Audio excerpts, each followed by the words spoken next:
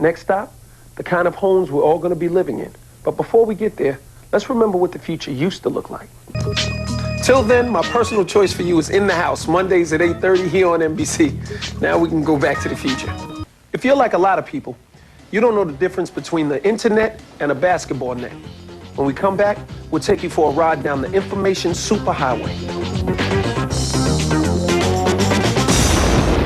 When Alexander Graham Bell invented the telephone, he could have never predicted what was to come.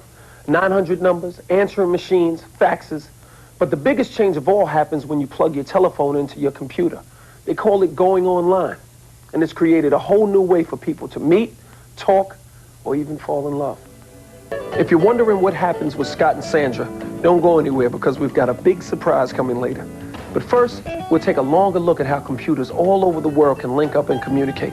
It's called the internet. But the future for our kids isn't going to be all work and no play. They're going to have more fun in more ways than you can dream of. So the kids are already figuring it out. When we come back, we'll look at how the techno guys in Silicon Valley are making computers more human. And you'll find out how you can visit the doctor without even leaving home. 25 years ago, mainframe computers filled up entire rooms. Today, they're small enough to fit in our briefcase.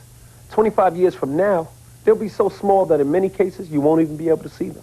They'll be in our clothes, telling the washing machine what temperature to use.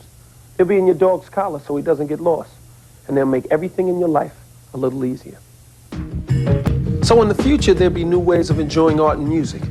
But what about the magazines we read? We went to San Francisco to talk to the people at a magazine called Wired. If the last hour was any indication, the future could turn out to be a pretty cool place. We've only scratched the surface, but there's no telling what people like you will come up with next. But before we go, remember that couple who met over their computer and began an online relationship? Well, guess what? They got married, except neither the bride, nor the groom, nor the minister were together.